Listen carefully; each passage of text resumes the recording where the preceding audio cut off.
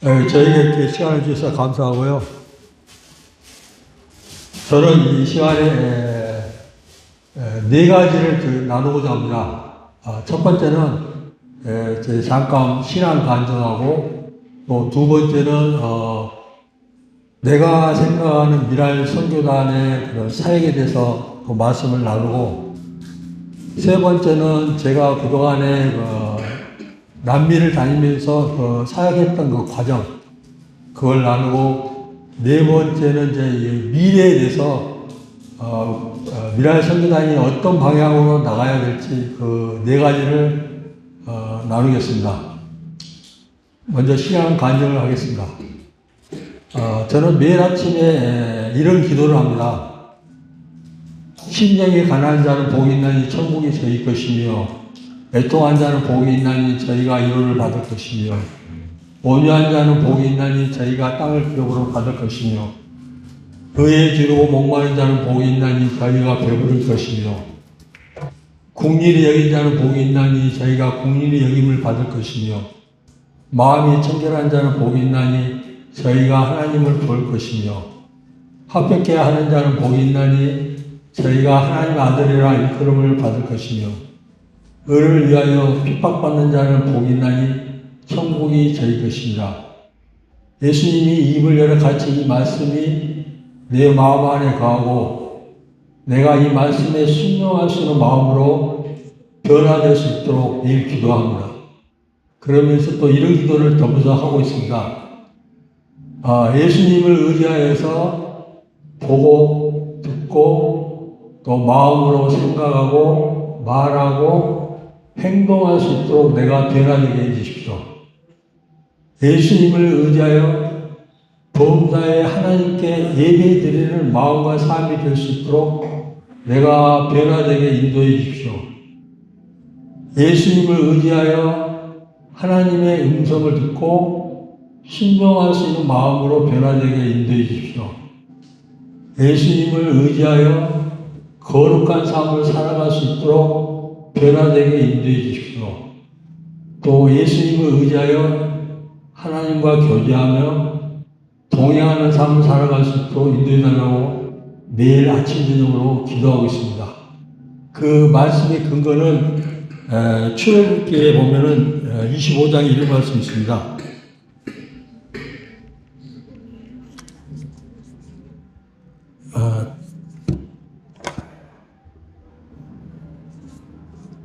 출애굽기 25장의 17절에서 22절 말씀을 보면은 속죄소에 대한 그 말씀이 기록되어 있습니다. 제가 말씀을 읽겠습니다. 정금으로 속죄소를 만들되 장이 2깊이 반, 광이 1깊이 반이 되게 하고, 금으로 그룹 둘을 속죄소 두 끝에 쳐서 만들되 한 그룹은 이 끝에, 한 그룹은 저 끝에, 그 속죄소 두 끝에 속죄소와 한 덩이로 연하게 할지며, 그룹들은 그 날개를 높이 펴서 그 날개로 속죄소를 덮으며 그 얼굴을 서로 대하여 속죄소를 향하게 하고, 속죄소를 궤 위에 얹고 내가 내게 줄 증거판을 궤 속에 넣어라. 거기서 내가 너와 만나고 속죄소 위 곧 증거궤 위에 있는 두 그룹 사이에서 내가 이스라엘 자손을 위하여 내게 명할 모든 일을 내게 이르리라. 저는 이제 이 말씀을 묵상하면서 속죄소가 지금 현재 저희에게 이 시대는 바로 예수님이시다. 우리가 예수님을 통해서만이 하나님을 만날 수 있고, 예수님을 통해서만이 내가 나를 향한 하나님의 음성을 들을 수 있다는 그런 묵상을 한 뒤로부터는 내가 예수님을 의지해서 살아가기 위해서는 먼저 내 마음이 변화되는 걸 깨닫고 그때부터 계속 기도하고 있습니다. 그래서 이 기도가 언제까지 할 것 같냐면, 나의 기도가 하나님 보좌 금대접에 향으로 가득 차고 넘쳐서 하나님이 흥명하시고 응답해 주실까지 하게 될 것 같습니다. 저는 이런 목표를 갖고 지금도 매일 기도하면서 이 사역을 놓고 항상 기도하고 있습니다. 이게 이제 저의 첫 번째 신앙 과정이고요. 두 번째는 이제 저희 하나님 뜻이 미랄 선교단 안에서 이루시는 하나님 뜻을 저는 이렇게 생각하고 있습니다. 전도, 봉사, 이 계몽. 이 사역에서 이 세 가지가 함께 사역이 이루어지지 않으면은 굉장히 인간의 감정으로 빠질 수 있다는 걸 깨닫게 됐습니다. 제일 중요한 것은 이제 예수님을 우리 장애인들에게 전하는 이 전도가 굉장히 중요하고요. 또 두 번째는 또 우리 장애인들의 필요를 도울 수 있는 그 봉사도 중요하고, 또 세 번째는 우리 미랄 선교단만 갖고 있는 그런 이사장님 또 이사님과 함께 사역자가 서로 협력해서 교회와 또 비장애인들에게 계몽하기 위해서 함께 사역을 해야 된다는 것. 이 세 가지 중에 한 가지라도 빠지게 되면은 사역하신 분이 자기 감정으로 사역할 수 있는 위험에 빠질 수 있다는 걸 많이 보게 됐습니다. 그래서 저는 항상 이 미랄 선교단이 이 전도, 봉사, 이 계명이 항상 어울려져서 사역이 이루어질 때 미랄 선교단을 통해서 하나님이 주신 계획이 우리 미랄 선교단이 순종할 수 있다고 저는 그렇게 생각하고 있습니다. 지금까지 이제 제 신앙관념과 미랄 선교단을 향한 제 생각을 말씀드렸고요.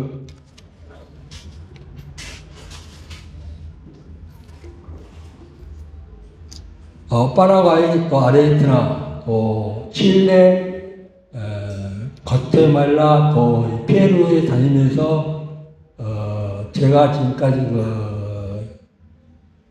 하나님 뜻이라고 순종했던 그 과정을 설명해 드리겠습니다. 저는 브라질에 살면서 파라과이, 아르헨티나, 뭐 칠레뿐만 아니라 과테말라, 이 페루에도 아는 사람이 하나도 없어요. 사실 공항에 내리면은 어디로 갈지도 모르는 사람이에요. 근데 이 모든 것이 이제 하나님의 은혜로, 특히 이 파라과이 같은 경우는 그 브라질의 그 박주희 목사님이 이제 우리 브라질 미랄 선교단 처음 시작할 때 그 총무로 계신 그 목사님인데, 그분이 이제 파라과이 갈 때 한번 나한테 이제 한번 같이 가지 않겠냐고 이제 물어봐 주셔서, 그러면 저도 한번 가겠다고 이제 파라과이를 같이 가게 됐습니다. 근데 이제 같이 가서 도착해가지고 저희를 마주 나온 첫 번째 분이 누구냐면은 우리 파라과이 미랄 이사장이었던 고현웅 목사님이세요. 이제 그분을 이제 만나게 됐고, 또 그분과 잠깐 그 대화하는 가운데 우리 박주 목사님이 저를 이제 그분에게 잘 소개해 주셔가지고, 그분이 그날 저에게 청년부 예배가 있는데 와서 간증 좀 해달라고 하더라고요. 그래서 이제 그날 거기서 간증하게 됐고, 간증을 통해서 그것을 제가 누구를 만나게 됐냐면은 우리 파라과이 미라에 있는 그 청년들 교회마다 그 청년들이 모여갖고 그 하사모라는 모임이 있더라고요. 그래서 그 단원 하나를 만나게 돼가지고 그 단원과 대화 가운데 그 하사모가 갖고 있는 그런 애로점을 제가 알게 됐어요. 그게 뭐냐면은 이제 브라질에 좀 유명한 목사님이 오신다는데, 그 목사님한테 좀 양육을 받고 이제 이런 세미나를 듣고 싶은데, 그 하사모 모임이 좀 모든 게 여력이 약하다 보니까 그걸 놓고 기도를 하고 있다 하더라고요. 그래서 이제 제가 그 소리를 듣고 17명인가 그 비행기 티켓 값을 제가 한 5천 몇 분인가 줬어요. 주면서 그럼 브라질 와서 세미나를 좀 듣고 가라고. 그 계기가 돼갖고 이제 하사모와 관계를 갖게 되고, 그 후로 이제 제가 이제 파라과이 되면 이제 하사모들이 저를 굉장히 이제 반갑게 이제 맞이하게 되고, 또 그게 계기가 돼서 하사모하고 이제 그 성경 공부하기로 했습니다. 그래서 이제 그 성경 공부할 수 있는 장소를 제가 파라과이 그 아시시에다가 건물 하나 렌트를 해가지고 좀 큰 걸 한 렌트하고 그래서 성경 공부하는데, 그때 제가 2주에 한 번씩 파라과이를 가면서 그분들과 이렇게 성경 공부하면서 이제 제가 그분들한테 이 파라과이 한인 교포 중에 장애인 그 가정을 좀 조사를 해가지고 연락처하고 해서 좀 갖다 달라고 했습니다. 그래서 한 달 지나서 나와서 이제 그때 연락처를 몇 군데를 저한테 갖다 줘서 거기서 이제 만나게 된 사람이 우리 강미숙 단장입니다. 그래서 이제 강미숙 단장님과 이렇게 우리 보영이를 놓고 이제 서 기도하면서 대화를 하다 보니까 우리 강미숙 단장님이 우리 파라과이 미라를 세우는데 좀 도움이 됐으면 좋겠다는 그런 마음이 생겨가지고 제가 이제 우리 강미숙 단장님과 또 그 남편 되시는 우리 장로님하고 박장님하고 이렇게 상담을 이렇게 상의를 하고 난 다음에 그 다음에 또 파라과이에 오니까 우리 장로님하고 우리 그 당시 우리 강미숙 우리 집사님이었죠. 승낙을 해주어가지고 거기에서 그때부터 이제 파라과이 미랄이 시작됐습니다. 그리고 이제 뭐 진행이 된 과정은 물론 많은 이제 지금도 어려움을 갖고 있지만 쉽지는 않았습니다. 파라과이 미랄 세우는 단계가. 그리고 이제 그런 상황이 됐고 또 아르헨티나 미랄 같은 경우는 제가 중국 다니면서 이제 그 옷을 수입하다 보니까 광저우에 있는 에이전트에 아르헨티나의 그 교포들도 와서 옷을 해갔어요. 거기서 이제 어떤 분을 만났는데 남자분을 그분하고 이제 얘기하는 가운데 제가 이제 이런 장애인 선교를 하고 있다 하니까 자기 친구 동생도 아르헨티나에서 그거 비슷한 거 하고 있다고 자기가 소개를 해주겠다고 해서 이제 만나게 된 분이 우리 이지 이제 단장님이고요. 또 이지 단장님도 처음에 만나가지고 이렇게 대화하는 가운데 처음부터 이 미랄 사역을 하시겠다고 그런 생각을 안 하셨고 어제도 잠깐 말씀하시다시피 저를 이제 도와주겠다고 하시더라고요. 근데 사실 제가 뭐 에스파뇰도 모르고 또 이쪽 환경을 모르는데 제가 이렇게 와서 할 수 있는 상황이 아니라서 이제 와서 한번 만나고 또 한 달 안에 또 다시 와가지고 이제 뭘 했냐면은 또 우리 이주희 단장님이 그 복지관을 운영하고 있었기 때문에 그때 와서 하루 내가 봉사를 했습니다. 봉사자로 이렇게 봉사하면서 이제 우리 이주희 단장님과 많은 대화를 나눴죠. 이런 대화를 나누고 난 후에 제가 우리 이제 최인석 목사님을 모시고 또 한 번 또 왔어요. 와가지고 또 대화 나누고 또 그 당시 이제 우리 이주희 단장님이 이 한인 장애인 부모님을 또 이렇게 모여게 해 주셔가지고 또 그분들과도 대화를 나누면서 여기에 이제 미랄 선교단을 세울 거라고 이렇게 홍보도 하고 그러면서 제가 한 몇 번 왔는데 이제 제가 그때 뭘 깨달게 됐냐면은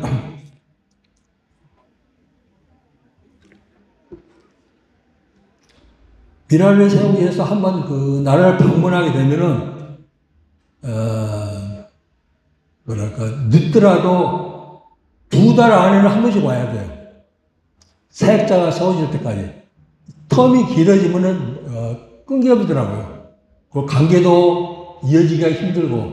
그래서 저는 최대한 한 달 안에 계속 와갖고 이제 연결된 분하고 계속 관계를 갖고 또 사역을 위해서 또 필요한 사람, 특히 제일 중요한 것은 그 현지의 그 장애인들 그 가정들 방문하고 그 정보도 또 얻기도 하지만은 자, 이 가운데 누가 사역자로서 같이 협력할 수 있는가 그걸 찾는 게 굉장히 저한테 중요했기 때문에 이제 이주희 단장님하고 계속 이렇게 만나면서 우리 또 단장님이 저한테 그런 이제 얘기를 해주셨어요.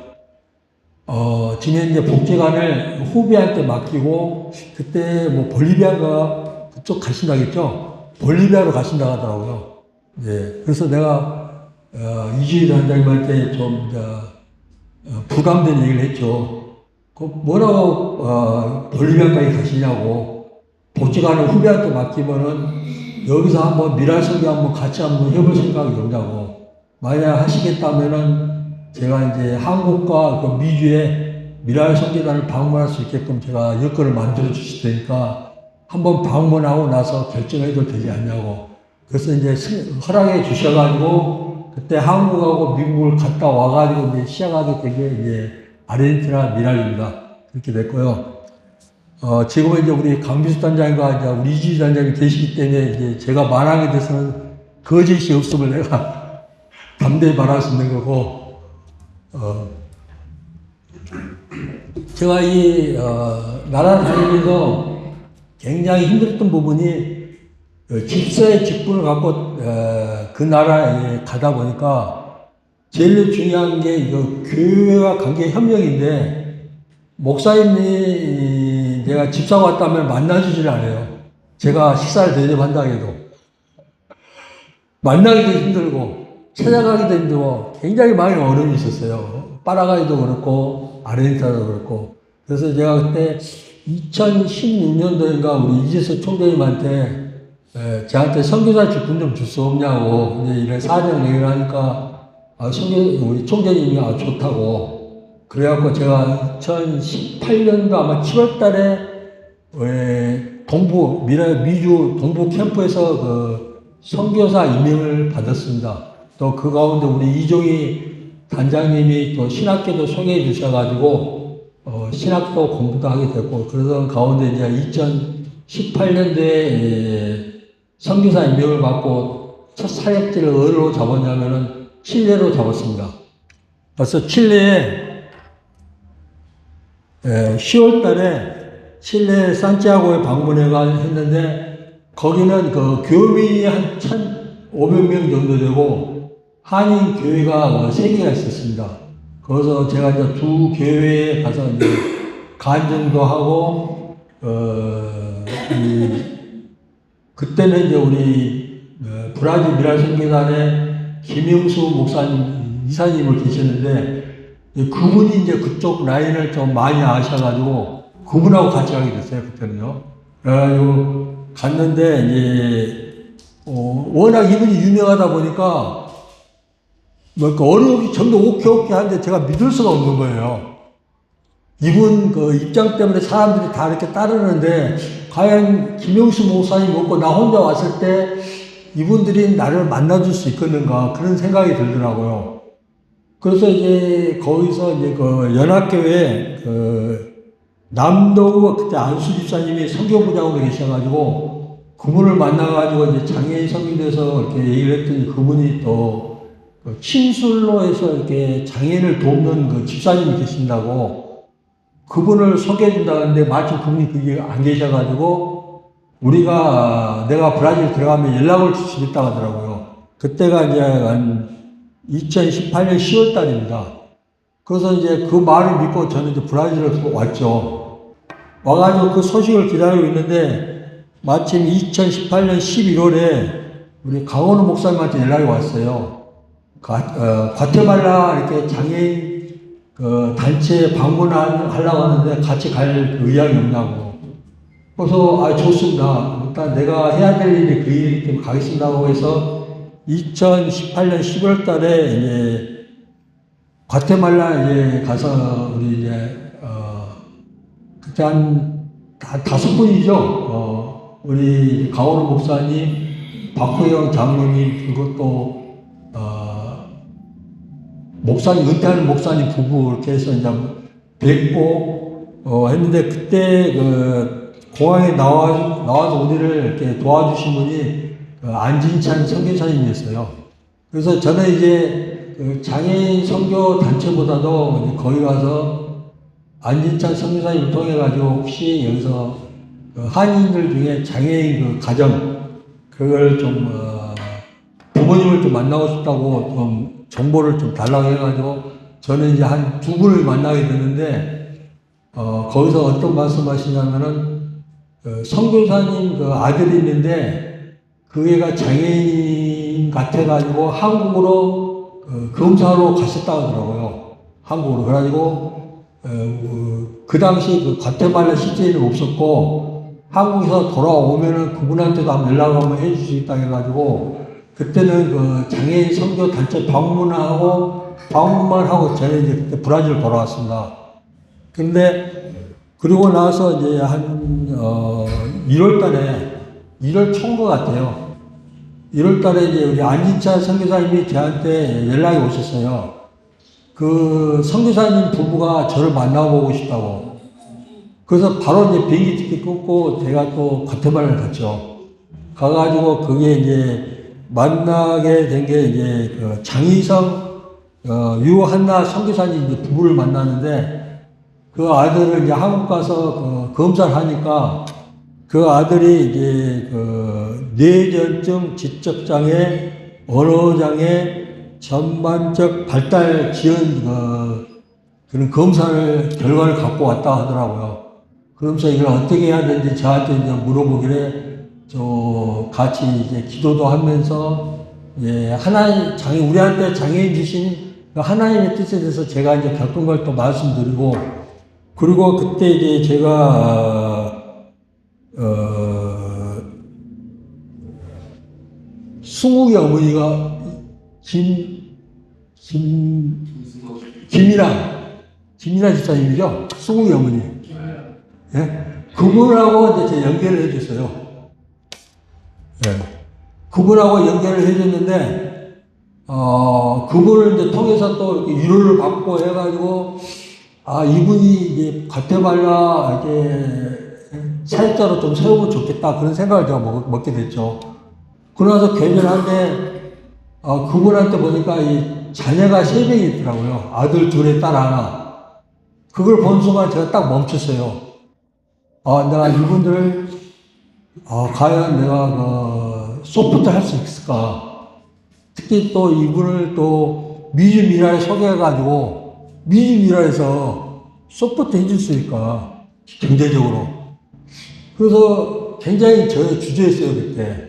주저하면서 했는데, 이제 그때 어떤 일이 있었냐면은, 안진찬 선교사님 집에서 제가 거주하면서 거의 한 7일을 제가 같이 안진찬 선교사가 많은 교제를 나눴습니다. 그리고 그 당시 우리 안진찬 선교사님이 어떻게든 저를 이제 장희성 선교사님하고 연결해갖고 그분이 미라사에 갈 수 있게끔 도와주려고 저를 엄청 도와주셨어요. 여러분은. 이분도 장희성 선교사님을 직접 만나갖고 자꾸 얘기도 해줬고, 미라를 한번 해보라고. 근데 이분이 이제 감리교 소속인데, 장인어른이 기아대책본부 선교사로 파송돼가지고 하시는 사역이 있어갖고, 그 사역을 이어받기 위해서 오신 분이더라고요, 그분이. 그러다 보니까 이제 그게 연결이 안 되고, 제가 이제 돌아왔어요. 그러면서 이제 10일 동안에 우리 안진찬 선교사님에 대해서 제가 많은 걸 이제, 알게 됐습니다. 늦게 결혼하게 됐고, 또 이분도 장애인이에요. 어렸을 때 다리 한쪽이 성장이 안 돼가지고, 여기 엄지뼈부터 이 복숭아뼈까지, 수술 자국이 있더라고요. 굉장히 큰 수술 자국이에요. 그래갖고 그분이 거리를 조금 우리하고 좀 달라요. 그래서 이분도 장애인이시고, 그거 제가 다 보고 난 다음에, 또 이분이 또 뭐가 있냐면은, 언어에 좀 능통해요. 그리고 감리교 선교사로서 이 중남미의 모든 감리교 선교사들과 이게 관계가 굉장히 좋더라고요, 이분이.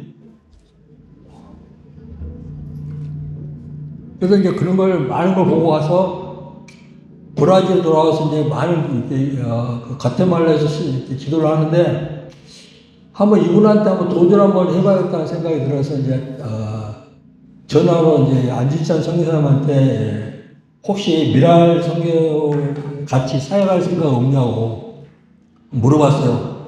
그때 이분이 기도를 한번 하시겠다고 하더라고요. 그러고 나서, 한 일주일 있다가 저한테 연락이 왔어요.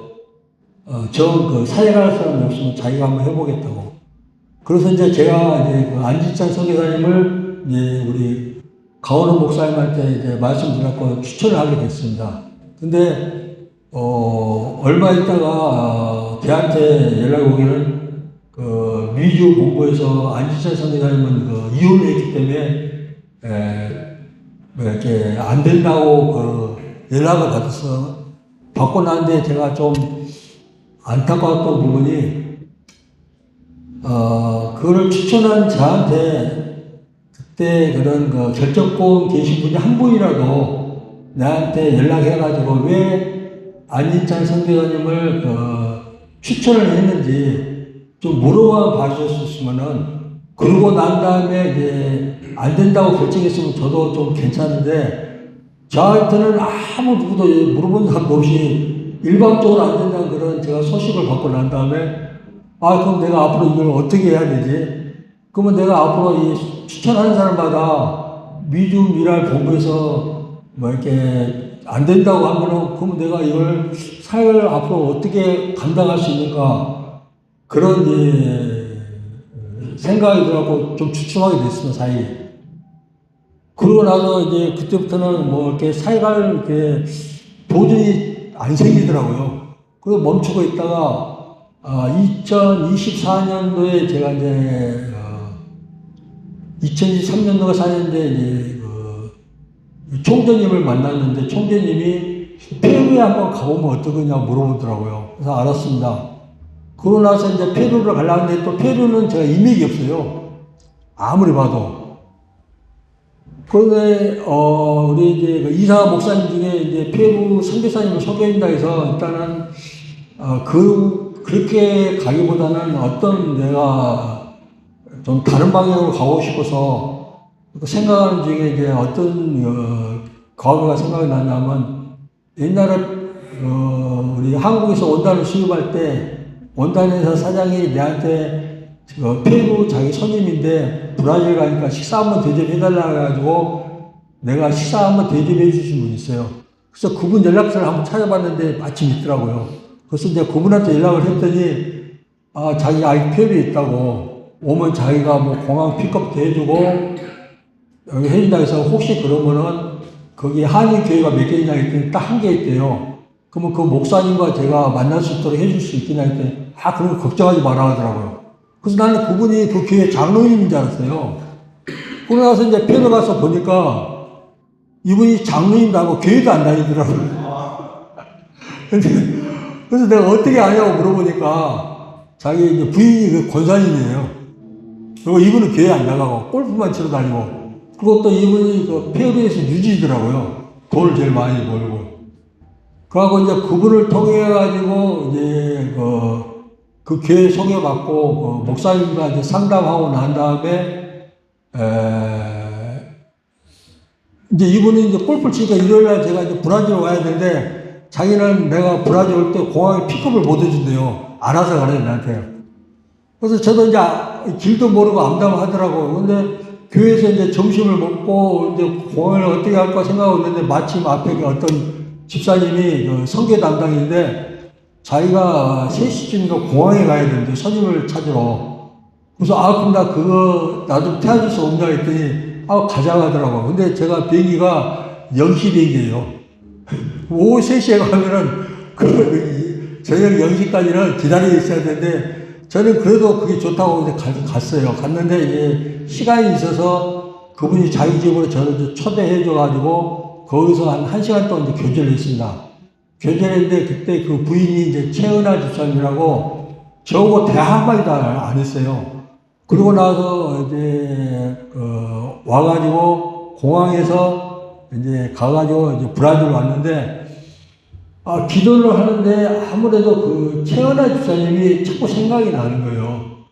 그래서 이제 우리 최은성 단장님한테 우리 한번 페루 한번 다시 한번 같이 가봅시다 해가지고 이제 우리 최은성 단장님하고 같이 페루를 갔더니 우리 또 최은성 단장님은 또 이 신학 총신대를 나오다 보니까 이 총신대 임명으로 또 많은 선교사님과 만나게 되게 되고 특히 이제 담임 목사님과 이 대화가 잘 되더라고요. 우리 최은성 목사님 대화하니까.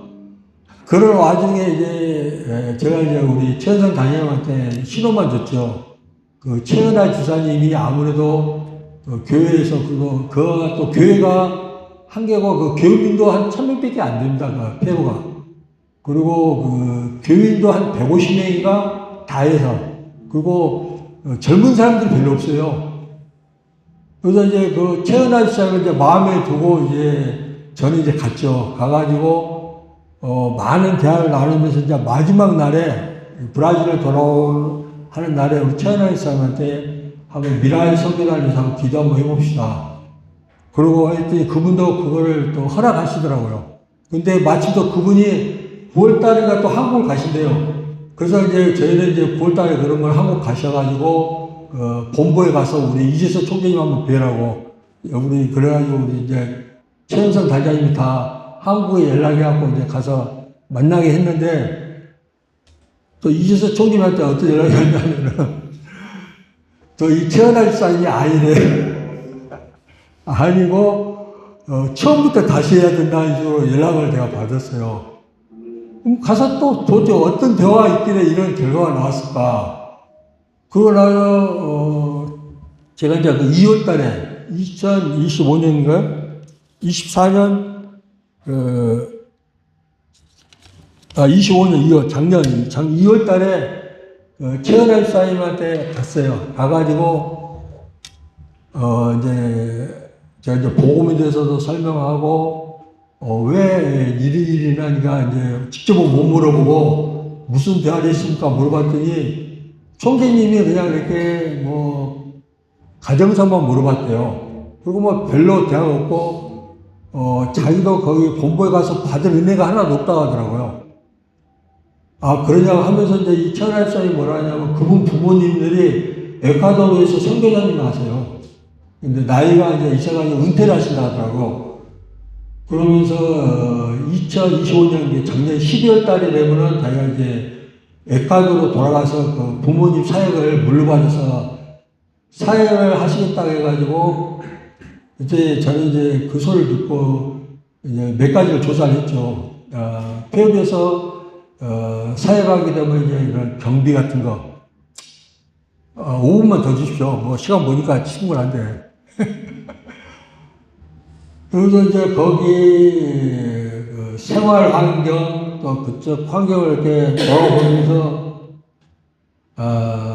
지금 현재 내가 갖고 있는 그런 모든 여건 갖고는 사역자를 새로 찾기도 쉽지가 않고 또 사역자를 찾는다 해서 또 사람도 없고 또 현지에서는 사람도 찾기도 쉽지 않고 그런 여건을 보고 이제 돌아와서 이제 다시 이재석 총재님을 만나 뵙고 이런 사정을 내가 얘기를 했어요. 했더니 우리 이재석 총재님 하신 말씀이 한국 미랄에서 그게 안 되니까 미주 미랄에 가서 4일 한번 해보시라 하더라고요. 그래서 제가 이제 작년 7월 달에 우리 동부 캠프 가서 또 이걸 말씀을 나누려고 갔더니 간증만 하고 또 5분밖에 안 줘가지고 그때 이제 말씀을 못 나누고 오늘 이렇게 내가 말씀을 나누게 됐습니다. 여기까지가 이제 제가 사역의 보고고요.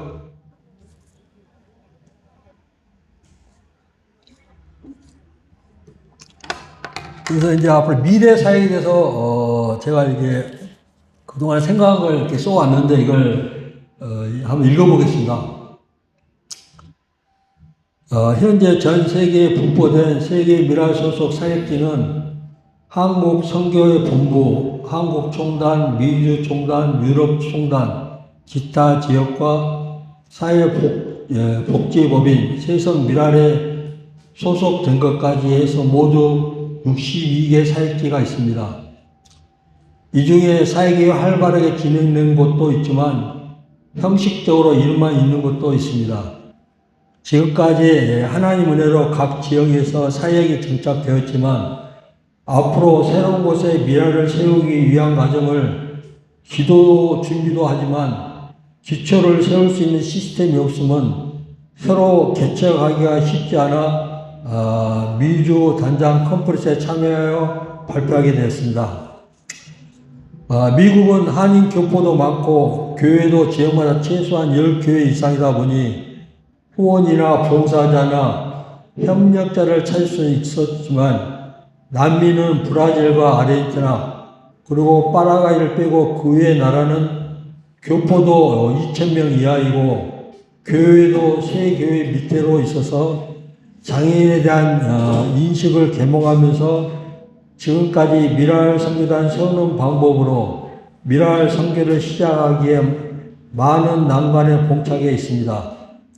그렇지만 중남미뿐만 아니라 후진국에는 국가 자체 경제적으로 어려움이 있는 곳이 많아 나라의 복지 혜택이 서로 사용만 있고 혜택을 주지 못하는 정책으로 인해 장애인들이 경제적 빈곤과 생활의 어려움과 사회에 대해서 불이익으로 인해 마음이 닫혀있기에 복음을 듣고 예수님을 믿기가 쉽지 않은 환경에 노출되어 있습니다. 그래서 그곳은 우리 미랄 선교단이 더 절실히 필요한 곳이라고 생각합니다. 제가 알기로는 전 세계의 미랄 선교단을 1000곳을 세울 목표를 갖고 꾸준히 도전하고 있는 것으로 알고 있습니다. 그렇지만 현재 상태로 세계 미랄 선교회가 사역지를 확정하기 위해 진행하고 있으면 62곳에서 두세 곳을 세우기도 쉽지가 않습니다. 그 이유는 첫 번째로 준비된 사역자도 없고 두 번째로 경제적으로 지원해 줄 수 있는 시스템이 없기 때문입니다. 그 외에도 찾아보면 더 있겠지만 크게 생각해서 이 두 가지가 해결되지 않으면 앞으로 주님이 오실 때까지 1000군데 미랄 사역단이 아니라 두세 군데 미랄 선교단을 세우기도 어렵다고 느껴지기에 이 부분을 갖고 심도 있게 논의했으면 합니다. 선교지를 찾기 위해 노력하면서 경험한 터대로 제안을 해봅니다. 첫 번째로 미랄 펀드를 조성해서 먼저 현재 진행되고 있는 미랄 선교단 지단과 지소 중에 경제적으로 어려운 곳이 있으면 그것을 도와 사역이 활성화될 수 있도록 운영하고 그 다음에 새로운 사역지를 찾으면 경제적으로 도울 수 있는 계획을 세우는 것입니다. 그러기 위해서는 미랄 펀드가 주님이 오실 때까지 투명한 모금과 운영될 수 있는 시스템을 구축해야 합니다. 이 시스템을 만들기 위해서는 현재 사역하고 계시는 미주 미랄 단장님들의 생각을 먼저 들어보는 것이 첫 번째이고, 그러고 나서 현재 사역하시는 모든 지역의 단장님들의 의견을 들어보고 시작해야 한다고 생각합니다. 두 번째는 사역자를 모집하여 교육하고 준비시켜 새로운 사역지가 생기면 파송하는 것인데, 은퇴한 후에 미래에 대한 보장되는 조건으로 사역자를 찾으면은 현재 미래에 아무 보장도 없이 막연하게 헌신자가 나타나기만 기다리는 것보다 훨씬 큰 도움이 될 거라고 생각합니다. 그러기 위해서는 펀드는 미랄 선교단에 필요한 곳에 지원도 하지만 지금까지 미랄에 헌신하시면서 은퇴하시는 단장님의 미래 복지를 위해서도 사용했으면 합니다. 은퇴하시는 단장님에 대한 미래 복지가 반드시 필요한 이유가 있습니다.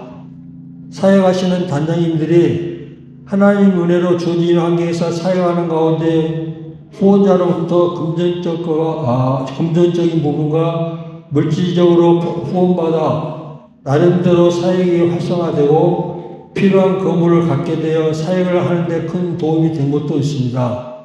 단장님들이 은퇴하시고 난 후에 안전한 노후에 대한 보장이 없다면 현재 사역을 하시면서 구축한 것들을 모두 후임에게 인계하고 스스로 국가연금이 나오는 곳은 그 연금으로, 연금이 안 나오는 곳은 현재 갖고 계시는 은행 잔고로 노후를 보내신 단장님이 없을 거라고 생각이 듭니다.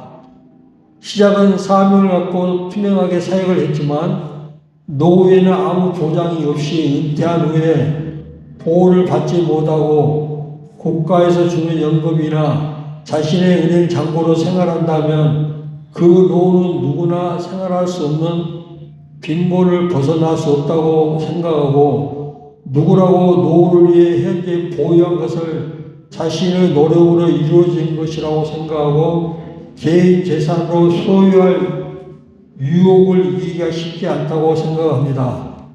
그리고 이 모든 인생을 미랄 사역에 헌신한 후에 노년으로 은퇴한 다음에 스스로 생활하시게 한다면 그 또한 많은 어려운 문제에 빠질 수 있다고 생각할 수 있습니다. 이런 부분까지 생각해서 논의하여 예수님이 오실 때까지 세계 미랄 선교회가 장애를 향한 하나님의 뜻에 순종할 수 있는 시스템을 세웠으면 합니다. 제 개인 소견으로는 저는 노후에 미랄 펀드에서 혜택 받을 계획이 전혀 없음을 말씀드립니다. 그러나 펀드가 잘 정착이 되어서 현재 경제적으로 어려운 사역자와 앞으로 세울 사역자의 지임들이 되고 은퇴하시는 단장님들의 노후를 보장하는 제도가 되었으면 합니다. 이상입니다.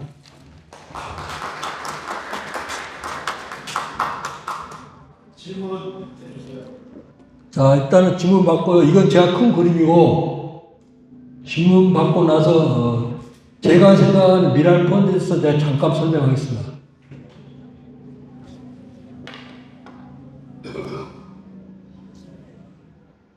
근데 제가 잠깐 다녀와서 그 미랄 펀드를 어떻게 구성하는 그 설명을 안 하십니다. 네, 아직 안 하십니다. 아예 안 했죠.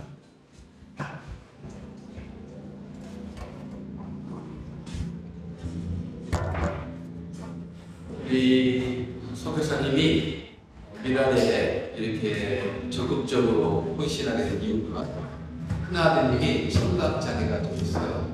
그래서 어떻게든지 이 큰아드님의 장애 문제를 풀어가지고 그 다른 사람의 장애를 이렇게 생각해서 전적으로 헌신하고 있습니다. 네, 혹시 무엇입니까? 시간이 저희가 지금 약속할 시간이 라이드에 하시는 분들이 오기 때문에 제가 미랄 펀드에 대해서 좀 생각을 해봤어요. 그러면서 우리가 미랄 펀드를 조성하는 것이 필요하고 또 어떻게 보면 그 미랄 펀드는 어떤 특별한 목적을 가지고 그러니까 새로운 사역지를 개척한다든지 새로운 사역자들을 서포트한다는 그런 것과 은퇴한 목회자들, 미랄 목회자들 서포트하는 그 두 가지 목적을 가지고 어떤 방법을 하면 좋을까 이런 생각을 해보다가 저는 그런 생각을 좀 했어요. 뭐냐면 저희 시애틀 미랄은 성탄 축하 예배 때 다른 사랑의 교실, 일반적인 사랑의 교실 때는 헌금을 하지 않아요. 헌금하지 않아요. 1년 내에 헌금하지 않는데 성탄 축하 예배 때는 헌금을 합니다. 그 예배를 마치고 이제 한 해가 넘어가는 거예요. 그러면 그때 그 헌금을 미랄 펀드를 위한 헌금으로 이렇게 지금은 저희는 그 외부 선교단체, 미랄이 아닌 외부 선교단체로 외부 선교를 위해서 쓰는 걸로 지금 사용을 하고 있는데 그런 아이디어도 좀 활용이 되면 좋지 않을까.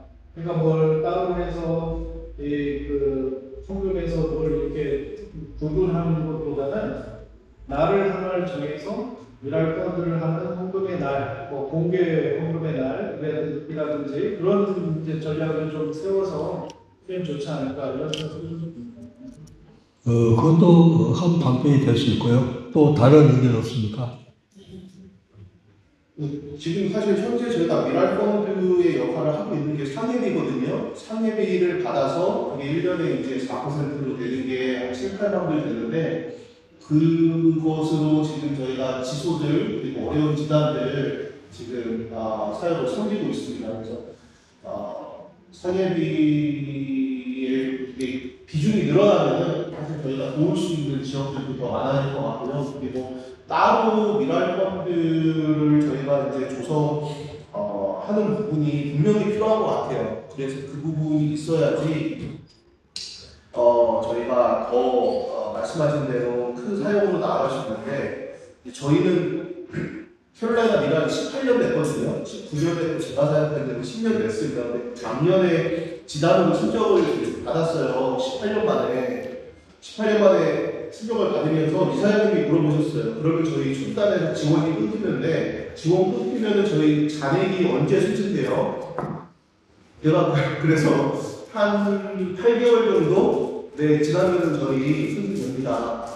그러면은 이사님들 저희 열심히 하셔야 되겠네요. 안 그러면 캐롤라이나가 승격되고 문 닫을 수도 있으니까 이제. 그래서 사실은 미국이라는 나라가 물론 좋은 나라이기도 하고 남미 지역에 비해서는 훨씬 환경이 좋고 그렇지만 실제로 각 지단들의 또 세세히 안을 들여다보면 서바이벌하는 그러니까 친구들 조금 그런 좀 어려움이 좀 있습니다. 저는 이제 이런 생각을 했습니다. 어제 우리 이주일 단장님이 봉사에 대해서 얘기했잖아요. 사실 우리가 이제 앞으로 이제 사역자를 찾는 데서 사실 신학 공부하시는 분에 대해서 찾기가 쉽지가 않아요. 이제 거의. 그러면 결국은, 우리가 쉽게 찾을 수 있는 환경이 결국은 봉사자거든요. 봉사자에서 은혜 받으신 분이 사역자로 올 수 있는 계기가 저는 이제 이런 생각이에요. 저는 이 폰드를 앞으로 모든 미랄 수습기에 자세하게 설명을 이렇게 해가지고 이 펀드에 대한 기금을 따로 모으는 거죠. 저도 그 기금이 만들어진다면은 저도 계속 그 펀드에다 후원을 할 거예요. 그래가지고 어느 액수를 만들 때까지 그러면 만약에 그 펀드 조성의 의미가 미랄 소식을 통해서 후원자나 봉사자한테 다 전해지게 되면은 봉사자 중에서 사역자로 오실 수 있는 분이 있다고 저는 생각해요. 아무 환경 없이 막연하게 찾는 것보다도 이제 그런 환경이 조성이 되면은 내가 미랄에 이제 사역자로 봉사하게 되면 내 미래도 보장될 수 있구나. 그런 확신을 갈 수 있기 때문에 분명히 그 봉사자 중에서 사역자로 할 수 있고, 특히 이제 이 남미 같은 경우는 언어 문제가 있고, 그러니까 영주권 문제 이런 복잡한 부분이 많이 있어요. 그래서 한국에서 오는 것은 별로 안 반가워요. 사실 미국에서 오는 것도 별로 안 반가워요. 현지에서 찾는 게 굉장히 좋아요. 현지에서. 왜냐하면 현지에서 영주권이 있고 언어가 되신 분이 하면은 굉장히 많은 도움이 되는데, 그러기 위해서는 이제 이 펀드를 우리 이제 아르헨티나 미랄 소식지를 만들어가지고 홍보도 하고, 또 우리 파라과이 미랄, 또 브라질 미랄도 이렇게 홍보를 하다 보면은 현지에서 이런 남미 언어권에서 사역자를 찾을 수도 있고, 또 미국에서도 또 해가지고 또 오실 수도 있고, 저는 이제 그런 생각이 들었고요. 그래서 이 펀드에 대해서 이제 앞으로 이거를 홍보를 어떻게 할 건가, 그게 좀 고민을 좀 해봐야 될 것 같아요. 그래서 이거를 미랄 소식지에다 계속 같이 올리는 거죠. 그리고 펀드 헌금도 거기서도 상회비를 떼야 돼요. 펀드 헌금도 따로. 근데 이제 저는 어제 잠깐 식당에서 말씀했지만, 만약에 그런 지정 헌금이나 일반 헌금이 상회비를 떼게 되면은 그 상회비 퍼센트를 좀 낮춰도 됩니다. 6%에서 5%도 낮춰도 되고 4% 낮춰가지고 3% 1% 아니면 3.5에서 1.5% 해가지고 나눠도 되고. 그래서 이제 그걸 우리 단장님들이 한번 상의 한번 해주시면 좋을 것 같아요. 그래가지고 중요한 것은 이 펀드가 없으면은 남미나 솔직히 경제적으로 열악한 나라에 미랄 설계가 거의 불가능해요. 지금 현재 상태에서는. 예, 이상입니다. 네, 감사합니다.